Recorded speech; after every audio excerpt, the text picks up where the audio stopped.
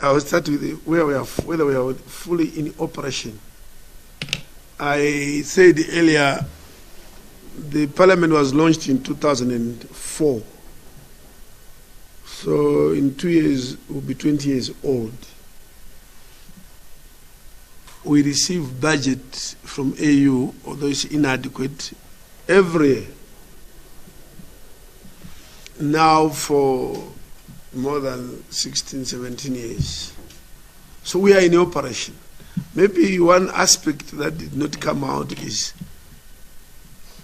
are there any outstanding issues about the parliament? Yes.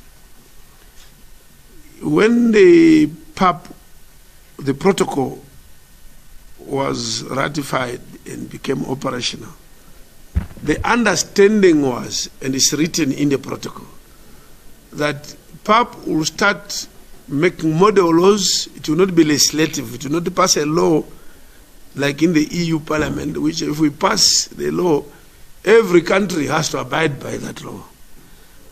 I think that's the dimension which I would take.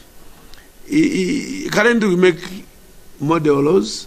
We are advisory also by coming here and giving them recommendations. We are operational, fully operational. We do the representative function of a parliament. We do the oversighting function of a parliament. The legislative aspect has not reached its full potential like it is in the European Parliament. 2006 and 7, there was a big movement to have the parliament have legislative powers. But then people argued that let's form the Union Government of Africa, like the EU operates. And I remember President Gaddafi was alive. He pushed that agenda. A lot of documents actually exist. But without going into detail, that thrust to have a union government, a fully fledged executive side of Africa, did not succeed. So we have it in a very rudimentary level, which is the AUC, a commission is like, but that's not the real government, because once you do that, you will have at one time someone who will be acting on behalf of the continent. That did not succeed. But we believe it is coming. But it doesn't mean that a parliament doesn't have the laws. No, a parliament doesn't just make laws every day. In any year of business of a parliament, lawmaking can constitute 20% of your sitting time or less. 80% you are inviting ministers, scrutinizing them, questioning them. Why do you spend this money like this? You are going out to see areas where people have no water, confirm that there is no water, or there are no roads. That we are doing, that type of work we are doing. But we don't end up with that law that is enforceable on the member states. But we come up with a model law, which we say, please, member states, this is the way we should go in terms of law. So, yes. Then how do members bring their issues? They bring, just like in the National Parliament, they bring a motion. A motion, and they want to simplify it. We had a case in November when we sat regarding the oil exploration or exploitation by Uganda. I think you've heard that Uganda have discovered oil and they are already advanced.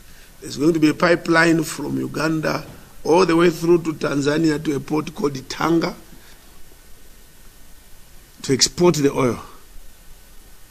The EU then said, no, stop exploiting that oil because that pipeline will pass through a national park. It is going to destabilize wildlife and the ecosystem there. So because of the wildlife, please stop that project. And the EU Parliament actually passed something like that in their parliament. So a member of the Ugandan Parliament Felix Okoth, moved the motion in PAP. Say, what is this? Then we resolved, we debated, they said, no, EU cannot dictate Africa to that extent.